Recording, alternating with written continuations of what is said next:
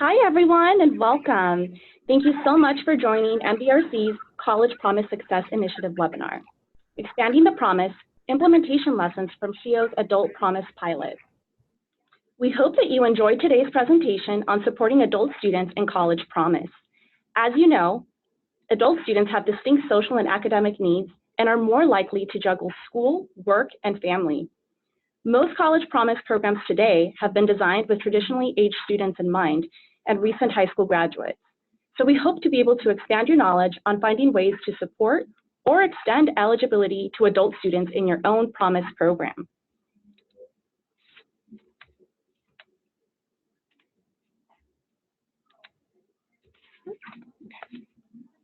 Now, without further ado, some brief introductions. Representing MDRC, I'm Rosario Torres, Operations Analyst, and I will be facilitating this webinar, and I'm joined today by two of my colleagues outside of MDRC. Andrew Carlson, better known as Andy, VP of Finance Policy and Member Services at the State Higher Education Executive Officers Association, SHEEO, who will tell us more about the exciting work happening with the Adult Promise Pilot funded by the Lumina Foundation. We will later be joined by Sean Tierney, Associate Commissioner for Policy and Research at the Indiana Commission for Higher Education. Sean will be sharing more about the work in Indiana is doing in re-engaging adult learners, as well as leveraging state resources to help adult students by connecting them to high-demand jobs and helping them gain the skills they need to compete in a 21st century workforce. Now, before we dive into the presentation, some important housekeeping. We've muted all of the lines to eliminate background noise. The webinar will be interactive, so when you are prompted, please submit your response in the questions box. We know that you have a lot of questions, so we have reserved some time for Q&A at the end of the presentation. We have a large audience today, so we'll do our very best, again, to get through most of the questions. But we also welcome you to reach out to us at promise@mdrc.org if you have any other questions after the presentation. Also, in case you have some colleagues who are not able to join us today, or if you would like a refresher after this webinar, just keep in mind that this webinar will be recorded and posted on our website along with the slides and any other resources we referenced during the webinar. It will be posted on our website in about a week from now. This webinar is brought to you by MDRC's College Promise Success Initiative, which is a joint partnership between the College Promise Campaign and SHEEO, which was generously funded by the Great Lakes Higher Education Corporation. As some of you have participated in our previous webinars may know, the College Promise Success Initiative currently works with 5 College Promise programs across the nation and providing technical assistance and helping programs implement evidence-based student supports in their programs. From our work with the Detroit Promise staff, we have learned that a scholarship is simply not enough to get students to and through college. Through our technical assistance, we are combining strategies that address different academic and social factors that have been proven to increase the odds in persisting in college. Sorry. Oops, let me go back there. We also use insights from behavioral science to help programs strengthen their coaching, advising models, and support programs in monitoring their success through benchmarking and tracking coaching interactions with students and much more. To learn more about the College Promise Success Initiative or to read more about our work with the Detroit Promise Path, please visit our website at www.mdrc.org. You can also find our past recorded webinars on the Detroit Promise Path, supporting students through the first year, and our past one on behavioral science insights with student outreach. They're all found on our website. And you also can access our open access tools free of cost, such as the Promise Cost Calculator. So here's a sneak peek of our webinar today. The webinar will be divided into 3 parts. You'll learn more about the characteristics of adult learners and non-traditional students, and you'll understand why it is so critical to support this student population, especially now. You'll have the opportunity to learn from Andy on early implementation lessons from SHEEO's Adult Promise Pilot, and he'll be able to share some policy-related challenges in supporting adult learners. He'll also cover practical ways in which you can begin to support adult students in your own Promise program. There are a wide continuum of student supports that matter and make a difference for adult students. Last but not least, you'll have the opportunity to hear directly from one of our Adult Promise pilot states. Sean will share more about the exciting statewide adult re-engagement work happening in Indiana, and he'll also cover more on the Workforce Ready grant. Okay, so we have a pop-up question. What percentage of college students are over the age of 25? I'll give you a brief moment there to submit your response.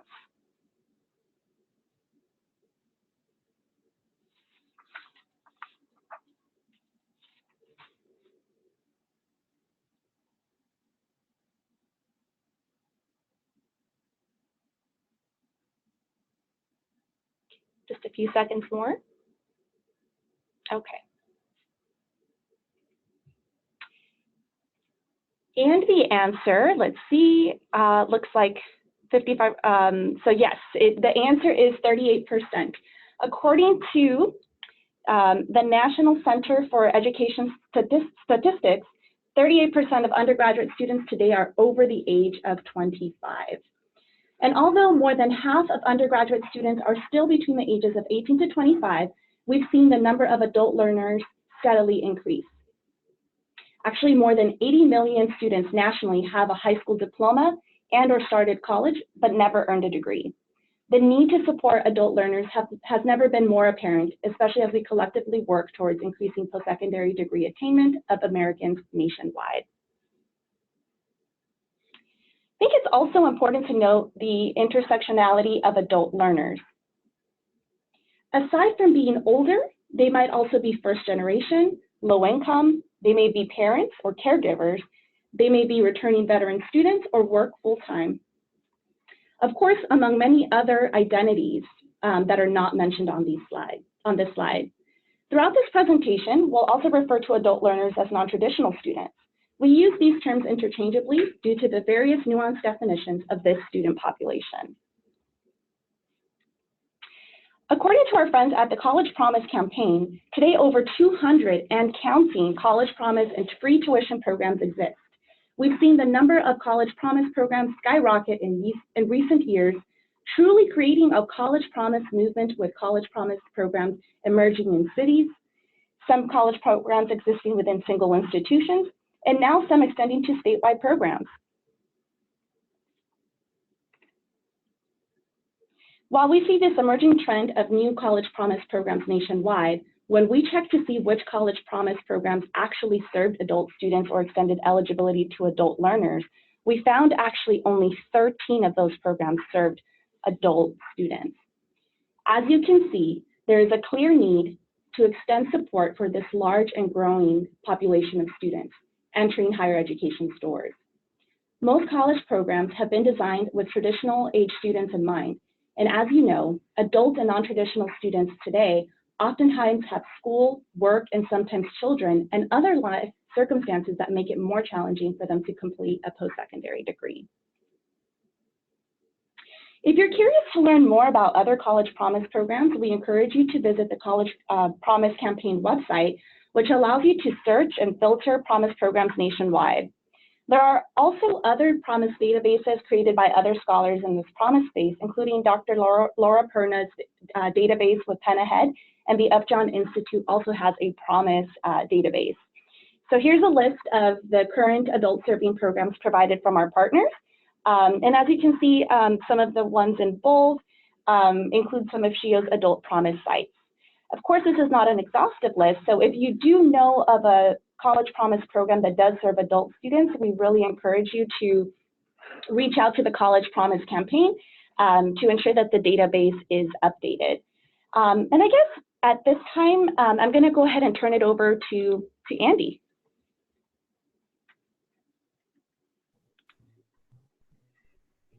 Thank you, Rosie. Hello, everyone. My name is Andy Carlson, Vice President of Finance Policy and Member Services with the State Higher Education Executive Officers Association, or SHEEO. First off, I want to thank MDRC for the opportunity to present today, and also thank Lumina Foundation for their generous support of the project I'll be describing.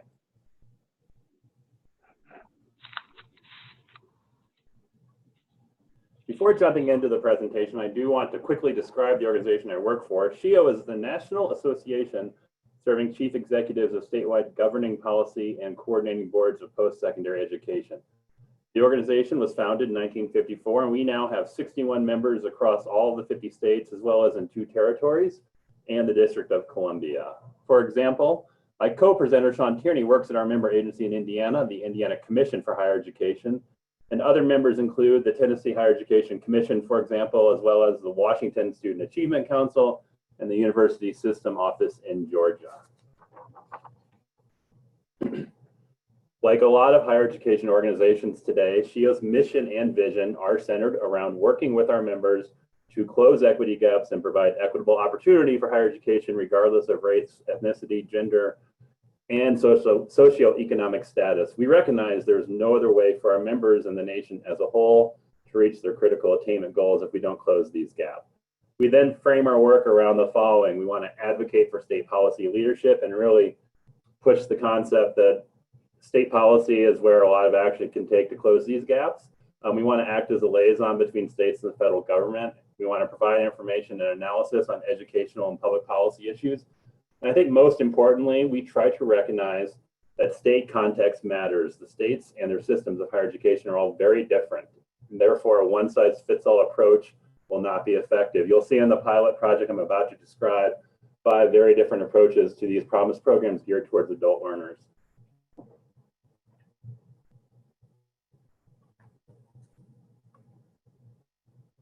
Next slide, please. Thank you, Rosie. So a little bit about the project.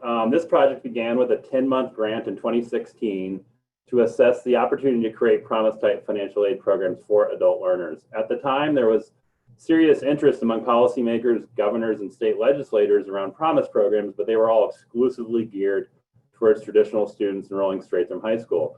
We therefore asked 2 questions during this phase. 1, is it feasible to do this type of aid program for adult learners?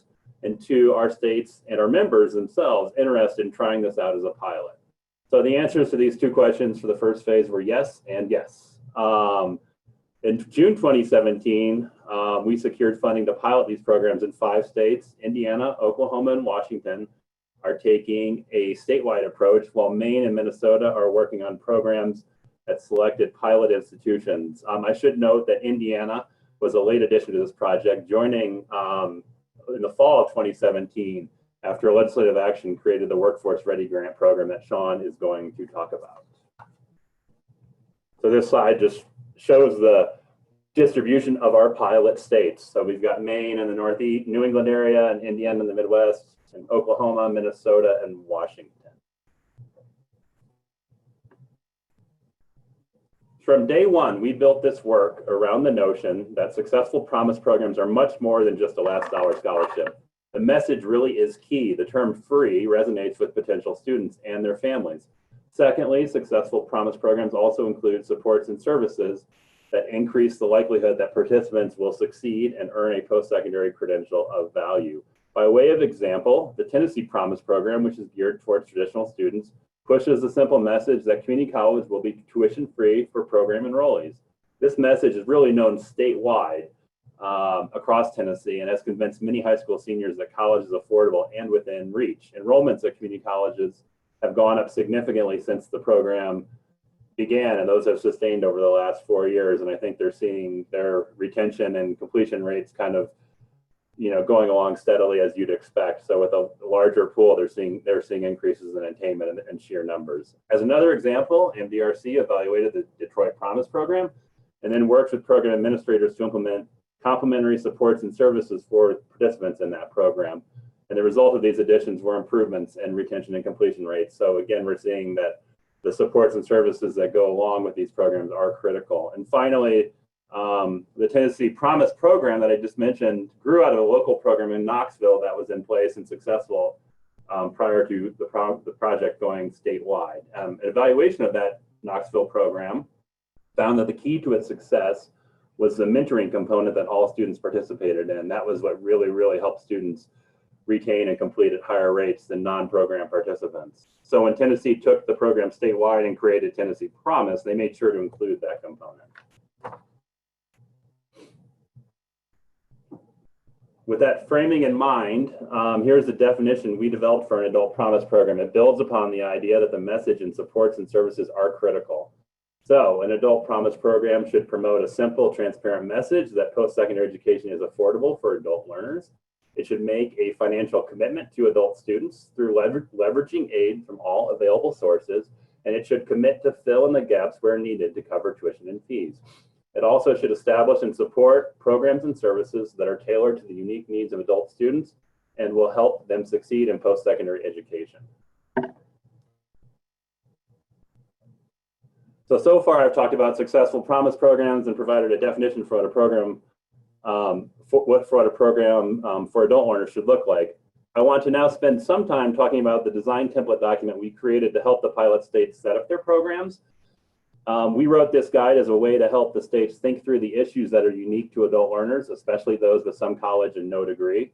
And these challenges can include things like exhausted age eligibility that may drive up the cost to provide the last dollar scholarship, state and institutional buy-in, challenges with obtaining that buy-in, especially a fear of over-promising.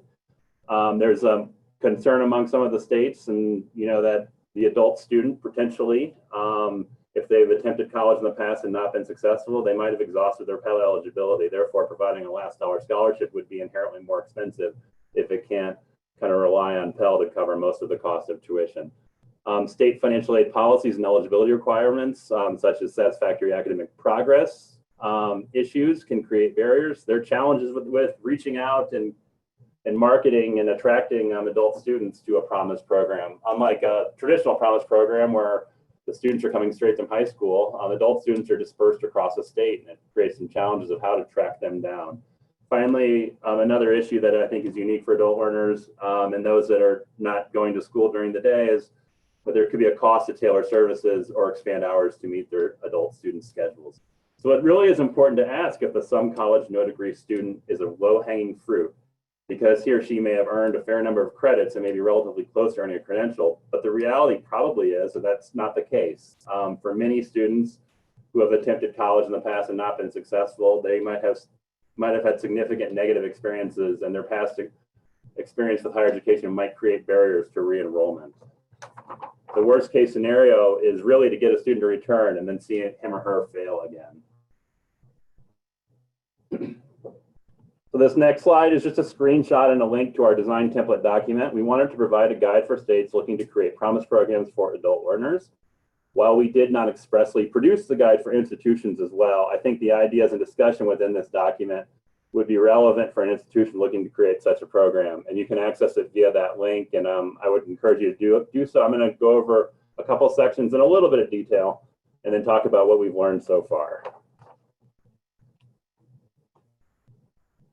So in the design template document, first and foremost, we wanted to make the case to serve adult students. Again, in 2016, when we wrote this document, it wasn't widely understood that adult learners were really critical to state attainment goals. And so we wanted to kind of make the case of that they are. Next, we decided to describe how states can use data to understand the characteristics of their potential pool of adult learners, and also encourage them to critically assess any past efforts around adult student engagement they may have undertaken. Try to learn from past experiences, and if those experiences weren't successful, like statewide grant-funded initiatives to re-engage adults, let's try to learn from them and figure out what we can do better this time. In hindsight, we also should have recommended that states, in our design template document, that states do a full audit of their existing policies to make sure they align as best as possible with adult learner needs. Going in with the assumptions that these would be pilot projects, we then provide in the design template document ways that states can set up their pilots and quite frankly, use these parameters to limit the costs of what they're looking to do. So you can limit by student type. For example, a pilot program could limit it to students within a certain income range. For example, students with families up to incomes of $75,000 is just an example. You could limit it by students that are within a certain percentage of credits acquired from past attempts to earn a degree. You could limit it by age. It could be 25 to 64. It could be 25 to 44, based on economic needs. You could require students to have been stopped out of post-secondary education for a certain length of time. You could also limit by degree type, promise programs that most people think are normally associated with 2-year degrees, but you could also certainly, include 4 years or certificates or limit to any of those categories. And finally, we suggest that state may want to set up their program potentially at certain institutions. So maybe a state could limit their program by setting it up at 2 to 4, for example, pilot community colleges, or they might want to run it statewide.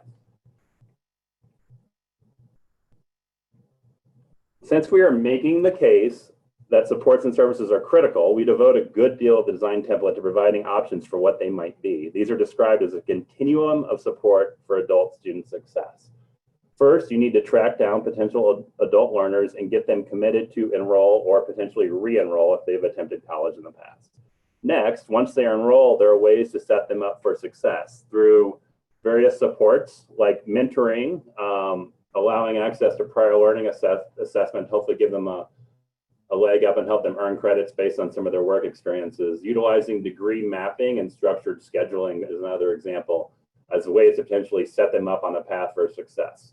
Finally, once a student is on that path to a credential, there are various supports and services that help them stay on track and cross the finish line. And in our design template document, we say these fall under services for retention and completion, and these include things like continued mentoring and emergency grant aid programs, for example. So of all the supports and services we laid out in the design template, the following really resonated with the pilot states and will become a significant part of the programs they're currently implementing. So we've got things like targeted outreach and messaging, creating like a website to direct students with some college no degree and getting them to re-engage with institutions. In the design template document, we talked about mentoring, but it really became clear as we talked with our states and our project leads in our 5 states that more intensive coaching is probably going to be way more beneficial than just a light touch mentoring like you see in a Tennessee Promise program geared towards traditional students. Doing micro grants and debt forgiveness on the front end to help students with some college no degree that have financial barriers and institutional holds at their institutions that they last attended, to get those debt forgiven or pay those fines to allow them to re-enroll. Emergency aid programs, once a student is enrolled, if their car breaks down, being able to provide funding to make that repair so they don't have to drop out of class, keeping them on the track to the finish line. Financial literacy programming, a lot of work has been done around maximizing benefits from all public resources, and the 5 pilot institute states are working with CLASP, the Center for Law and Social Policy, to make sure that their policies are best aligned so that an adult learner who is low income can also get access potentially to TANF or SNAP benefits and those other government resources to help cover their living costs, for example. And lastly, connections to workforce and economic needs, really making the case that if you want to serve the adult learner, they're probably going to be coming back to school to get a leg up and hopefully, obtain a job or career that pays a living wage and helps them reach the middle class. And so making these connections resonates with them and also resonates with the business community.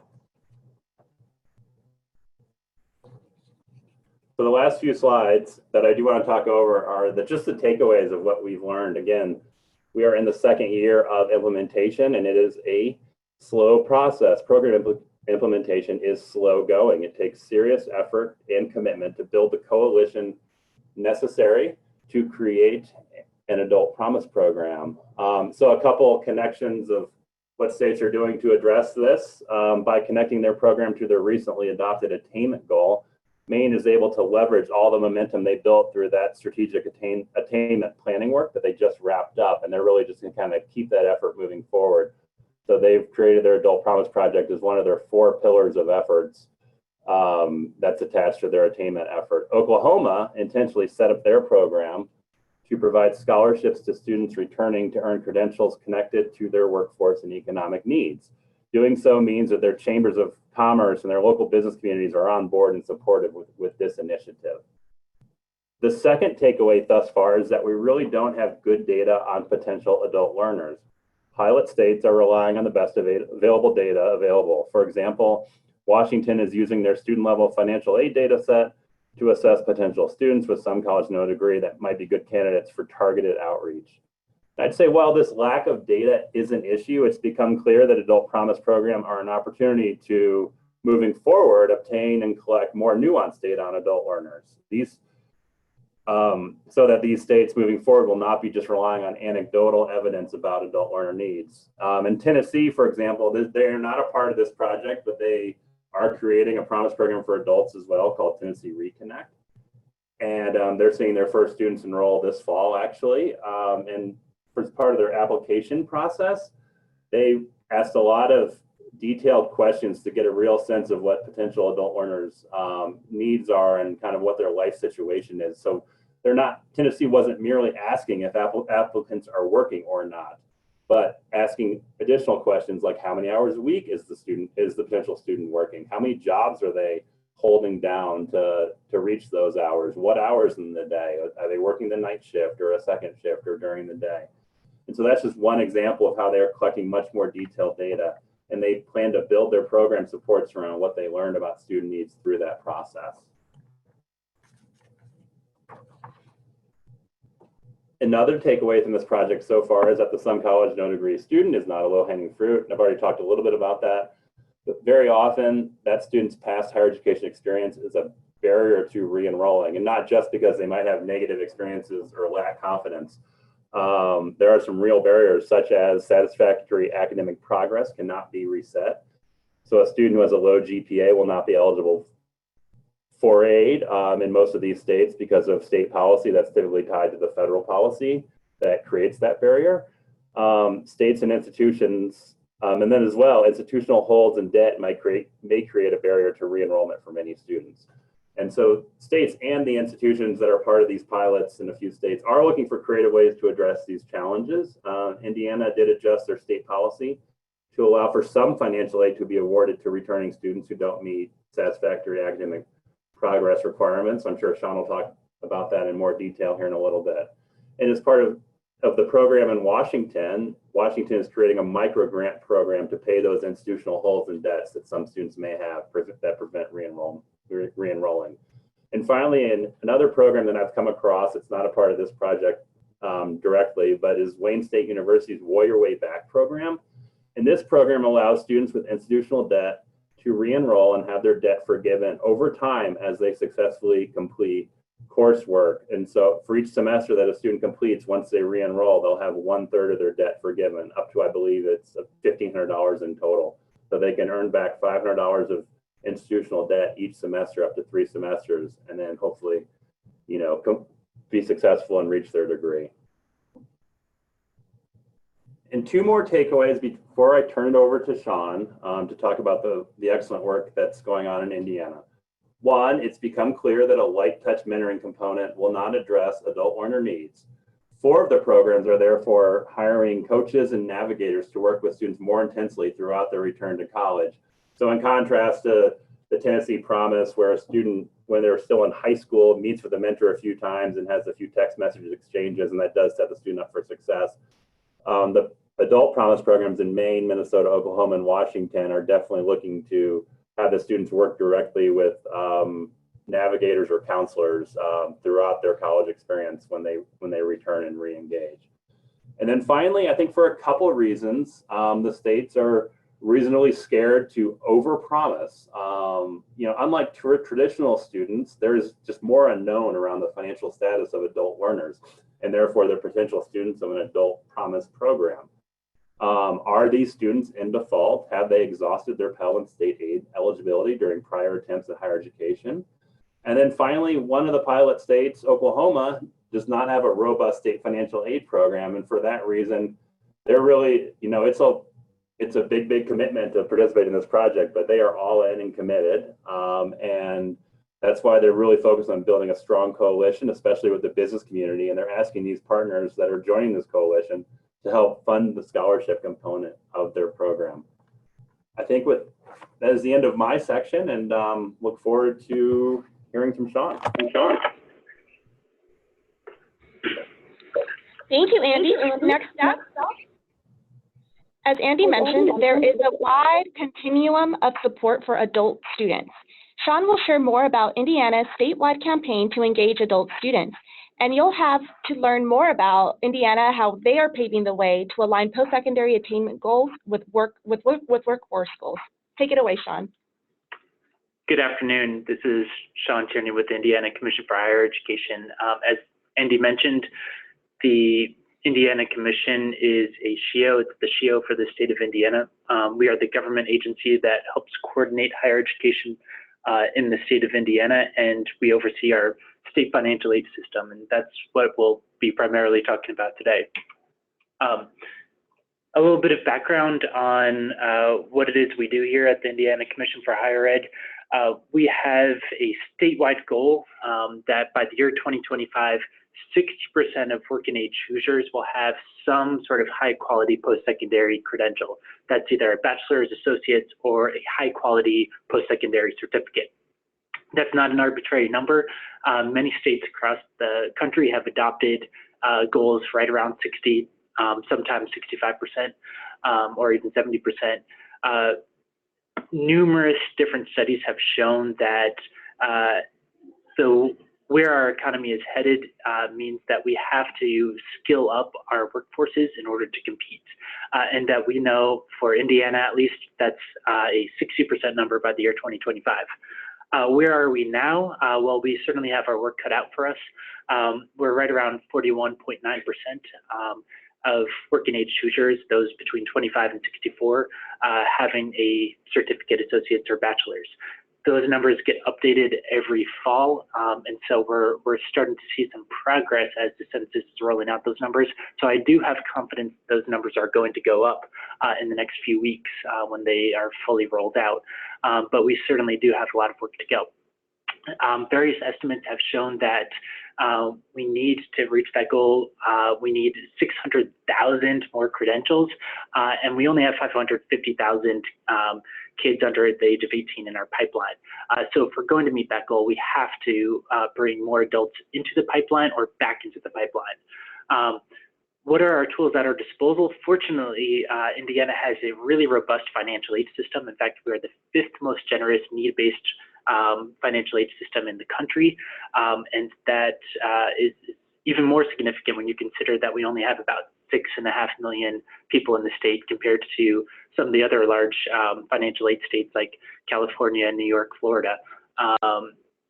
We typically, though, have geared most of our financial aid to traditional aged need-based students. That has left a little bit of an opening for adult students. This is where, over the last few years, we've increasingly tried to take an iterative approach to better serving adult students. So in laying the groundwork, about 3 or 4 years ago at this point, we started doing some focus groups to get a sense for if we are going to help adults who have stopped out of the system come back, what would get them to come back? Why aren't they coming back now? And how can we entice them? So based upon some of our focus groups, based upon different interviews and studies, we really identified a few different key factors for why they either hadn't started college or why they had stopped out. Primarily, there was a time commitment issue. The vast majority of our adult stop-out students had children, and simply they just didn't have the time constraints in place. Financial considerations were also a significant concern. And finally, many of those students who had stopped out really had negative feelings about their previous post-secondary experiences. That's not necessarily surprising. If you stop out of college, it's quite often because you either were financially struggling, or perhaps your GPA was slipping, or perhaps you didn't feel like you belonged. So many students, for pretty solid reasons oftentimes, felt that they had been wronged in some way, or at least had a negative memory of their previous college experience. So these are some of the constraints and barriers that we're hoping to help these students overcome. Why did they want to go back, though? Overwhelmingly, potential returners indicated that they really wanted to help finish what they started. That sense of accomplishment really rang true. They really recognized that having a college credential could open up doors financially for them. And then finally, also, they wanted to set a really good example for their children. Again, 70% had children, and having that college credential was seen by many to set a good example for their children. So how do we take that information and reach out to students? Well, thanks to some generous funding from the Lilly Endowment, which is based in Indianapolis, as well as some funds from the state, we ended up identifying students who had attended college within the last 10 years, had gotten at least 25% of the way towards their credential, but had stopped out before doing so. The way we did this, and as Andy indicated, it's difficult to get data on those folks, so we really relied on our partner institutions to provide us the last known contact information for these students. In many cases, they were really stale contact information, but we filtered that through a few different resources on our end to try to update where we could contact information. From there, we sent out 125,000 postcards with individualized URLs, and I'll show you an example of that in a moment. More than twice that number of emails. And as well as we had a phone bank in Nova Scotia that made well over 30,000 outbound telephone calls. And so we really tried whenever possible to have multiple points of contact, multiple different ways of contacting these potential students in order to help them either overcome these barriers or to kind of think through what their plan of action for return to post-secondary education is.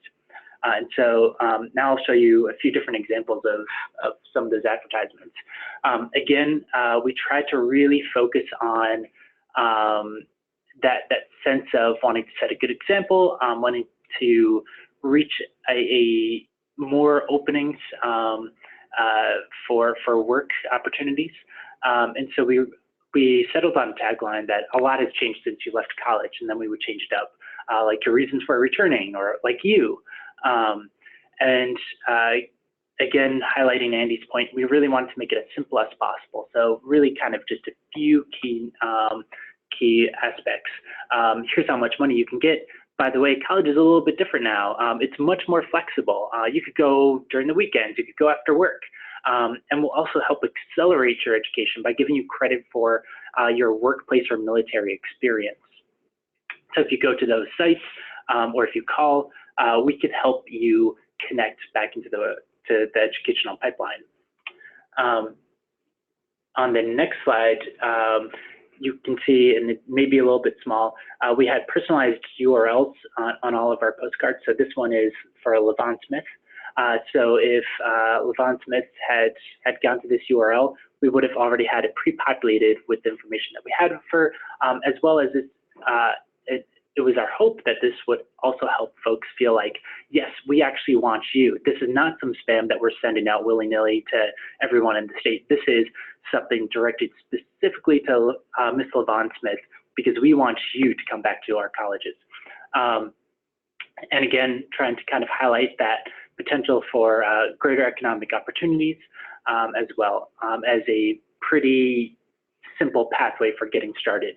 So this is an example of one of the 125,000 postcards that were mailed out. So that really brings us to next level jobs. And I think I'd seen a comment in one of the Zoom chats that said that noted that Tennessee had started with the Knox Chiefs, and as Andy had said, you know, they kind of started there and then expanded outward.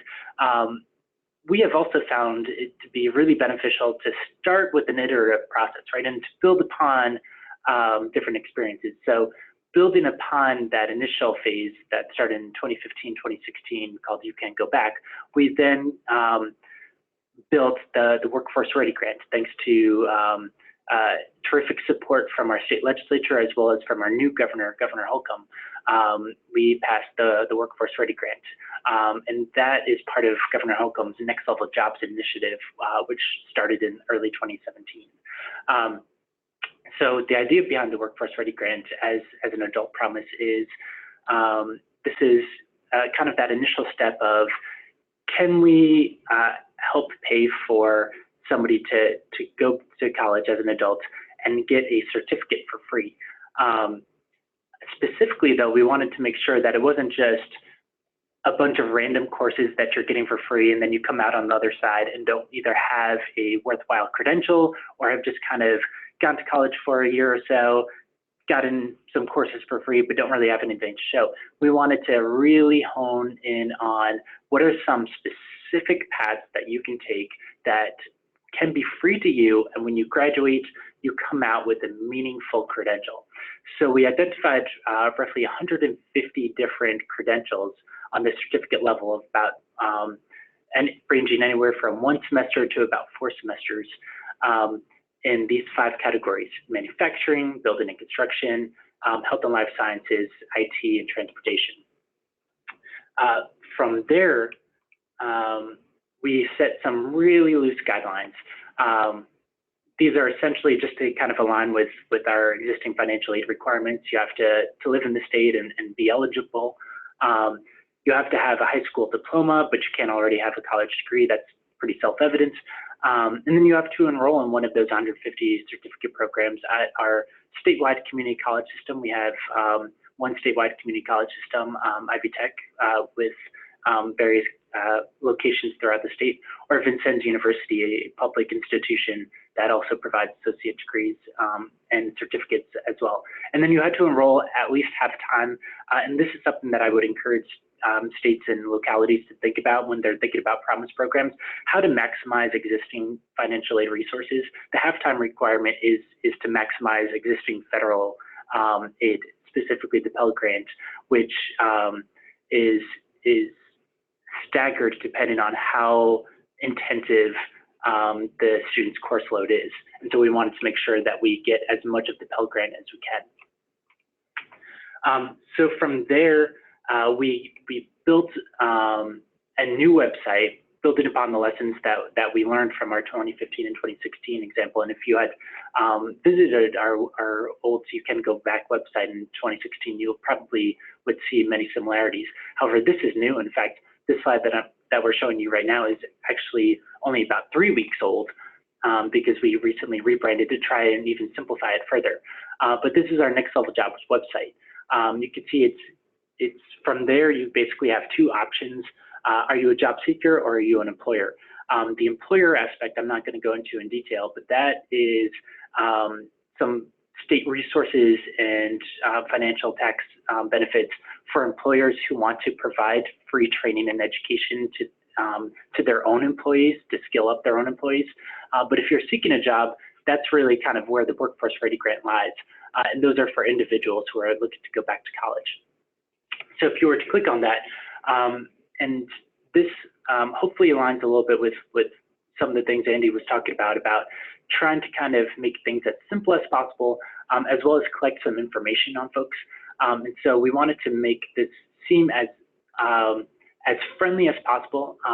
Even though this is a government form, our hope was that no one would ever think of this as bureaucratic. So for example, the question, do you live in Indiana? When we first started creating this website, it was a pretty scary government languagey question about, what is your residency status and so on and so forth. We've tried to kind of simplify all the questions to make them as meaningful to us without feeling as if it's a government bureaucracy. What county do you live in? Again, that's really kind of to drill down on where the potential student is so that we can help geolocate them and figure out which institutions might be optimal for them. And what's your highest level of education completed? This is on the back end a way for us to kind of figure out where we're going to route you. If you don't have a high school diploma, you may be wondering why we're interested in folks who don't have a high school diploma if they're not eligible for the Workforce Ready Grant.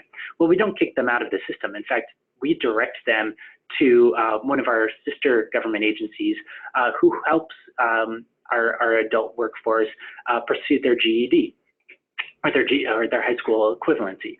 If they have a bachelor's degree, we also help route them to different resources that help make sure that anyone who comes to our site, we want to think of it as a little bit like Miracle on 34th Street.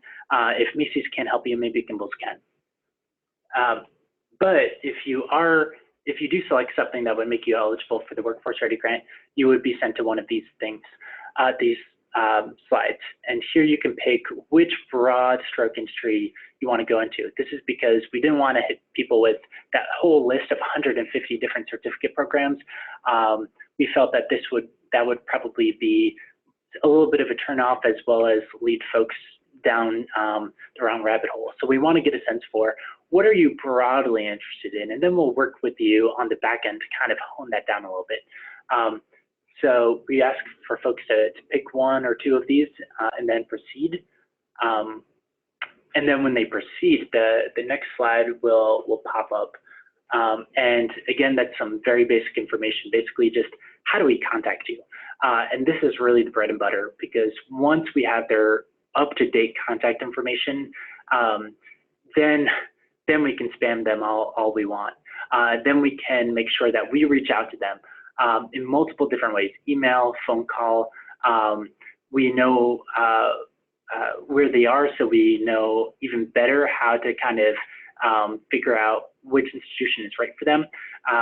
This also allows us to provide this contact information with our partner organizations, nonprofits, community partners. The idea being that if the state government can be that clearinghouse for information, our community partners and the nonprofits can be the ones who actually knock on the doors and who actually get to see Joe Hoosier down the street or knock on Jane Hoosier's door. And so this is really a key part of how we make this matching program happen. And so then at the end, once you've gone through there, here's an example of some matches that we'll give you. For example, 2 locations of Vincennes, as well as it looks like just we send you to the generic Ivy Tech in this example. But that's kind of the overall picture of how we're trying to operate Next Level Jobs. So the Workforce Ready grant is what we see as a key component of helping Hoosiers who don't have a college degree get the skills that they need and get a meaningful skill free to them that will lead to a high demand job on the other end. Our hope is to continue to update that list of 150 different programs as the economy shifts. So as demand maybe changes and moves, say, for example, to healthcare, we may expand some of those programs to align with that. And that way that we are able to send students into programs that hopefully will always lead to jobs on the back end. And hopefully this provides an example of some aspects that you may want to consider in your own Adult Promise programs.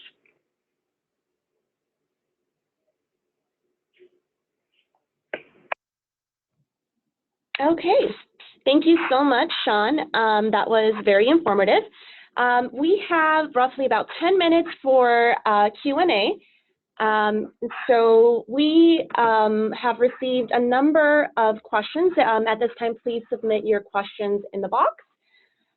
First question for Andy. Do you open Adult Promise programs to all regardless of enrollment status, or do you limit to first-time, full-time students? I think I'm unmuted now. Can you hear me? Okay. Yes, we can hear you.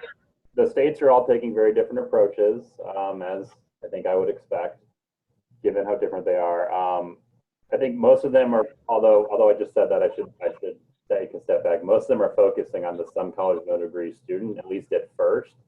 There's certainly a hope, and that's just kind of a way to enable better targeting, since there is some data that they have in institutions, pilot institutions within their states. And so not really for a first-time, full-time student yet. They are gonna definitely, as like Sean mentioned, 6 credit hours for his program. I think most of them are certainly in agreement that part-time should be allowed for these programs. And my role here is kind of coordinating and providing technical assistance for the 5 states that are on the ground doing the work. And so anyone that has more detailed questions about the programs and in the 5 states, please reach out to me and I can make connections with the appropriate people to get the answers to you. Okay, great, thank you. Next question for Sean. Were the calls robocalls? Yeah, I'm trying to remember. I don't believe so. And in fact, I know we had, so the phone bank in Nova Scotia we had, I know they both sent out and received calls. So some of them may have been robocalls, but I know when they were fielding the calls, those were actually live people that were fielding them. And as a follow-up question, where did you get the pre-populated info for the URLs? Yeah, good question. So that came to us from the institutions themselves. Again, a lot of that data was a little stale, but we were able to clean up most of that, run that against other databases that we had that in some cases were able to update contact information. We did have a significant chunk that were simply just out of date, and we were never able to kind of track down their residences. But by and large, if you had attended college in the last 10 years, colleges had at least a decent idea of where you lived or what your phone or email was. Great. And then this question here is for Andy. Do you have any aggregated data to show how well students of color and low-income students have performed in the various programs? Not yet, because the programs actually haven't started enrolling students yet. I mentioned in my takeaways that one of the lessons learned so far is it takes a really long time to get these projects up and running. I think most states are going to see their first students enrolling in this upcoming spring semester. With that said, all the states are very, very focused on re-engaging adult learners, but also closing equity gaps. And so this is an area that they're going to be tracking, and in a couple of years, we will have data on that. Okay. Let's see. This question is for Sean. Were the outreach recruiting materials transmitted in multiple languages? They were not. That's something that honestly we've kind of recognized as something we kind of had on our wish list, but they were not. In particular, a lot of the students we were targeting were English speakers to begin with, simply because of the population makeup of our state, especially those who had been previously enrolled in college over the last 10 years. But that's definitely something that we've identified as something we want to work on in the future for some of our materials. Okay, and then another question for Sean. Does Indiana Next Level Jobs also include debt forgiveness or amnesty for students? On the statewide government level, no, but many of our partner institutions have generously, over the last few years, stepped up with a few different forgiveness options. Okay. Have these initiatives been embraced by legislatures and governors? Can this happen without this kind of leadership? I guess for either one of you. I'll answer for Indiana first, and then I'll turn it over to Andy. In Indiana, I can't say enough about the buy-in from our legislature and governor's office.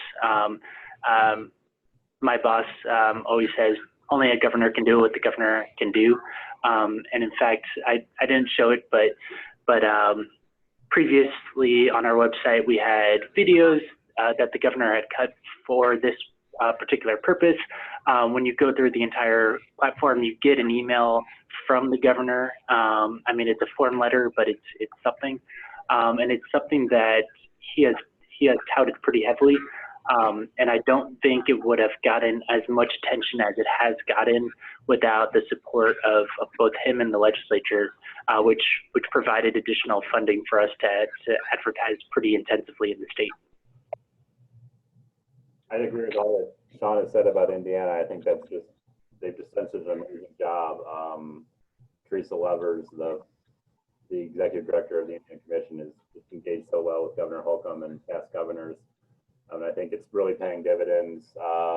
Tennessee, although not a participant in this state, is highly focused on adult learners as well, and is creating their own Promise program. And I think the connections that they've made with the governors, and being the last 2 governors, they've had 16 years of governors committed to higher education, is really also paying off. As far as the other 4 pilot states, I mean, these are programs that are kind of starting out, and they're pilots, and we're testing some things. And I will say that that our members, the SHEEO agencies in these states, are very, very committed to better serving and improving success of adult learners, and that our leaders in those states have conversations with governors, because they tend to be appointed by governors. And I know those conversations are happening. The hope in most of the states, or in all the states, is that these projects will be successful, show promise and results, and will eventually go statewide. And I think governor involvement will be critical to make them statewide programs. Okay. This question is for Andy. In addition to policy, states need colleges and universities to buy in the promise. We depend on colleges making programs available on weekends and evenings, modify admission requirements, and provide additional support for this population. How have colleges responded to the promise? I think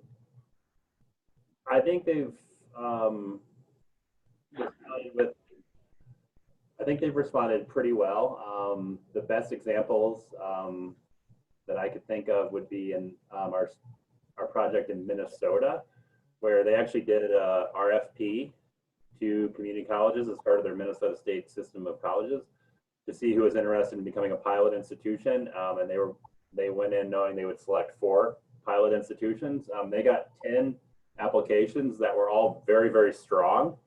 And a part of their application was asking the institutions to describe what they're already doing to provide the various supports and services that are necessary for adult learner success. So our member there learned a lot about what was already going on, and so they were really surprised to see 10 institutions just like really interested in expanding work in this area. And so while they only selected 4, they have also formed a communities of practice communication platform where they can then share what they're learning with these 4 institutions with the other 6. And so they're just really excited for that buy-in. I think I can't speak as much detail about the other states, but in Minnesota, it's definitely, the institutions are definitely excited and on board. Great. Is Next Level Jobs Indiana Workforce Development Program, or does special funding for this program come from someone else? For example, a Chamber of Commerce or employers? No, this funding is all appropriated from the legislature. There are different partnerships that we have had with employers to kind of help leverage some of that private dollars, but all of the Workforce Ready Grant dollars so far have come from the appropriation. Okay, great, and that is time. Thank you everyone who joined us today. We will follow up with some of the resources that were mentioned throughout this webinar. Again, we thank you for your participation. Thank you.